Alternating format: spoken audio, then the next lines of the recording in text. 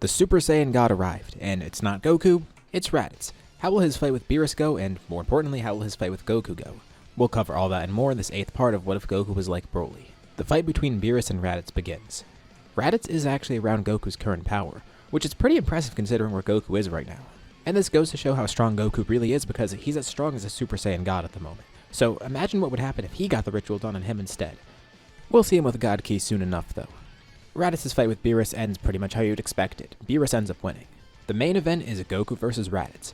Goku's amazed with how much his brother has grown. He can't actually sense how strong Raditz is, but just from that fight alone, he could see how much faster he's grown, and the pressure from his aura alone is enough to tell him how strong he is. Even though he can't fully sense that power, a battle will definitely be enough to gauge it. The battle between the two of them is really close, and Raditz ends up accidentally losing Super Saiyan God, then transforming into a Super Saiyan after the fact. He's grown far stronger, but it still isn't enough to actually overcome Goku completely. At least not at first. The battle ends and Raditz ends up being the victor, but it was way too close for comfort for him. He still can't believe he did that, although he is a little bit unfulfilled because he did have to cheat to get this power. At least that's how he views it. But Beerus did want to see a Super Saiyan God, and this way he'll be on an even playing field with his brother now. The main reason he wanted to do this was to train with Kakarot. Kakarot as a training partner will be the best way to get ahead. And even though a ritual was required for this, going forward, Raditz can grow with purely hard work alone. Raditz always felt like he was holding Kakarot back, like whenever they trained, he had to dial back his power significantly. And Goku did notice this too, and he didn't really mind. Although he did hope to have a stronger opponent one day. Really the only person close to his level was Gohan. Not in terms of skill, but in terms of power. Now Raditz actually does match that. Raditz has wanted that for a while, and Goku's glad it turned out this way. Eventually, Raditz does go to see Beerus on his own, and Goku joins not long after because Beerus is interested in how strong he can grow, because even without the power of a Super Saiyan God, he was contending with one. Now Beerus is really curious as to how strong he'd be with godly ki, although Goku says he doesn't want to do the ritual for himself. If he can gain the form some other way, he'll do that. Either way, Beerus is pleased because he has two rivals, one who actually is a Super Saiyan God, and one who's probably going to become one soon enough. And for the latter, he's going to be really strong. As for Vegeta and Nappa, they're basically blindsided. Damn. They really should have tried the ritual on themselves. There aren't enough Saiyans right now though, only 5 at the moment. If Goku and Raditz come back, sure they could do that, but first of all, they don't really want to do that, and second of all, even if they did decide to do that as a last resort, right now they don't have enough people. There's no Pan yet, and Nappa never had kids, same for Raditz. So it's just these two, Gohan, Goten, and Trunks.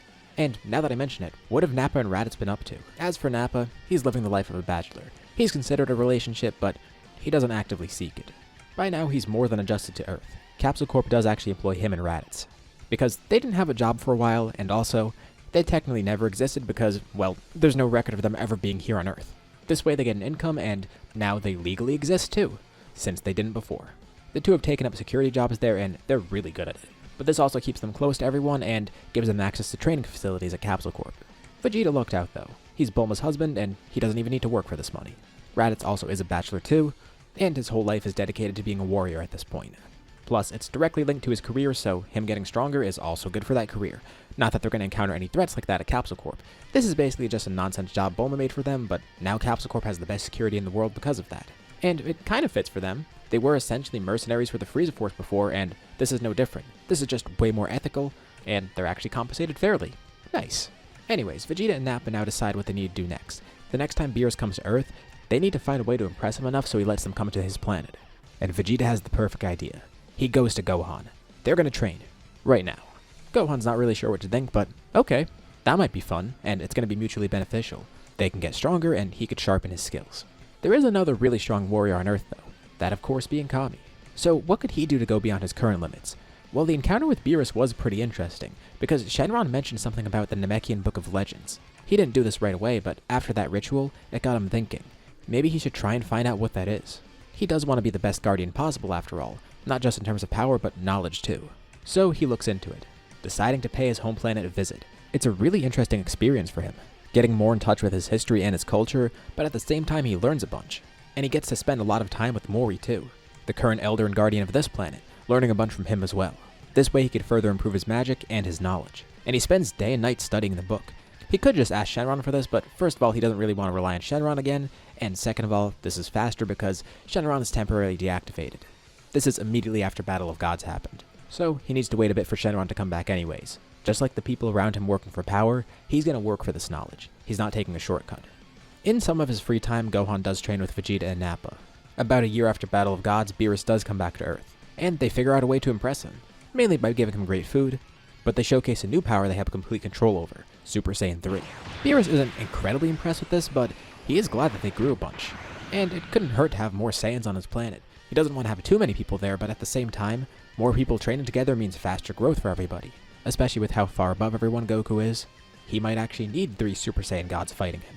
We fast forward some more, like a lot because we go to Resurrection F next. All that really happens over this time period is more training. Frieza's scouts have been watching Earth for a while and they find out about the Dragon Balls there. In order to get revenge on Goku, they revive not just Frieza but King Cold as well. And after some time training for them, they end up coming to Earth. That Saiyan was strong before as a Super Saiyan, but whether it be golden hair or green hair, it's not really going to matter to them. Frieza and Cold have spent half a year training, together too, so they've grown a lot. They've trained longer than Frieza and they've trained together. Although they did get tired of it at some point, so that's why they came to Earth now. Basically, the moment the army lands, they're instantly all defeated in one fell swoop by Kami. He teleports there instantly. When Shenron was summoned, he was actually off Earth back on planet Namek to study some more. And he regrets that because if he were on Earth, he would have instantly known what was going on. But it doesn't matter. He's here to rectify that now. He's the first one to actually arrive there. He closes his eyes, communicating with everyone else around Earth, seeing who else is there. There are a few of them available at the moment, so he simply lifts a finger up and they all teleport there. He's grown so good with magic and his other abilities by now that he could even teleport other people to him.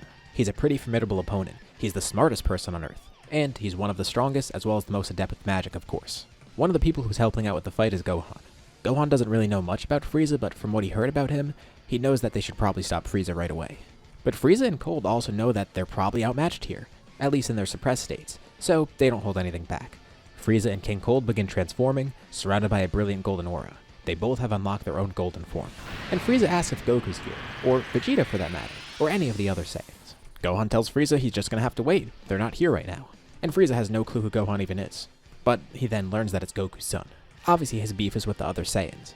But fine, if they're not gonna take this seriously and come here, he'll kill everyone one by one to give them some encouragement. Gohan says he's not really sure about that. He then powers up. His hair turns green and sparks of red and yellow electricity surround him. This is his current peak, his own mutated version of Super Saiyan 2. And Frieza notices another fighter there. He didn't teleport in immediately, but Kami then brings him in. He looks exactly like Goku. It's Goten. What is this, a joke? He has to fight Goku's spawn and not Goku himself? One of them's a literal child, what's he gonna do? But then Goten transforms, showing off the same exact form as Gohan. With how much time has passed, he definitely has control over this by now. He's not on Gohan's level, but still. He has that mutated full power version of Super Saiyan 2 that Goku and Gohan have. The fight ends pretty quickly. Goten takes on King Cold, and Gohan takes on Frieza. Frieza can't really do anything against Gohan. Gohan's surprised that he's grown as strong as he did, but it's not enough. As for King Cold, his fight with Goten is a little closer, but Goten completely overpowers him. King Cold has more skill, but it's not enough to make up for the gap in power. Kami, being Goten's teacher at some point, isn't really too sure about Goten fighting King Cold at first because it could be dangerous, but at the same time it could be a good test for him, and Gohan believes that he has this in the bag. And he does. It takes a little bit of effort, but he's able to win here pretty quickly. He definitely needs to refine his skills a little more, but in terms of strength, Kami is amazed to see a kid that strong. No one on Beerus' planet hears about this because, honestly, they don't need to do anything here. But what's up with them by this point? With how much time has passed, not only did Vegeta and Nappa get Super Saiyan God for themselves, but those two and Raditz have Super Saiyan Blue by now. As for Goku, it's a little bit of a weird case. His development is slower, mainly because of how unique his form is. He was able to get Super Saiyan God for himself at first, and then he tried to go beyond that by making his own Super Saiyan Blue. But it was a weird process because the two powers were contradictory. The calmness and purity of Super Saiyan God mixed with the anger in his full power form. Every time he tried to combine it, they just canceled each other out. Even without combining it with his other forms, Super Saiyan God was really strong right off the bat. But eventually he figured out a way to manifest both powers at once. His hair ends up being a pale greenish blue color, with shining dark blue eyes. As for a name for this form, I was going to say just Legendary God, but we never used the term Legendary Super Saiyan in this What If. And I did make Legendary God in another What If. I also considered Wrathful God, but I also used something similar in another What If as well. So I'll just come up with a similar name for this. This form is Raging God Goku, a form that manifests his power from anger as well as his calmness. A completely harmonic form for him. The Universe 6 tournament eventually rolls around, and as you'd expect, it's probably going to be a wash here. As for the team, it's going to be the 4 Saiyans and Kami. But that's just incredibly overkill, and there's no way that Universe 6 is winning this one.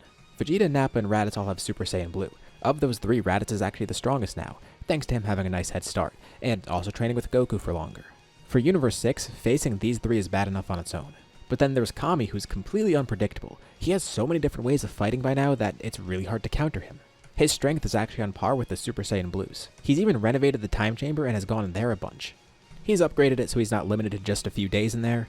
And on top of that, he is eternally youthful now too. So he could train in the Room of Spirit and Time as long as he wants. He won't die from old age and the door won't close on him. So he actually might be the biggest threat here besides Goku. And obviously as for Goku, well, he doesn't even get the chance to fight here, but if he did, come on, what are they going to do against him? Universe 7 is incredibly stacked now, and this doesn't even include Gohan and Goten. Their universe is truly something else. But after it happens, Zamasu ends up watching the tournament. Goku never even got a chance to fight, but in the alternate timeline that he's from, Zamasu actually does encounter Goku, pretty much like it happened normally. That, combined with everything he saw in the tournament and the fact that there's a time traveler, that all disgusts him. And to think, Kami, the guardian of Earth, in Zamasu's eyes, yes, he's a divine being, but why is he that strong? He's above the Kais in his own universe. Zamasu hates seeing all of this. Eventually, a familiar face returns to Capsule Corp. Trunks is back. His timeline briefly was safe, and he did have the time machine still. But he had to face a horrifying opponent, Goku. And he knew that he stood no chance.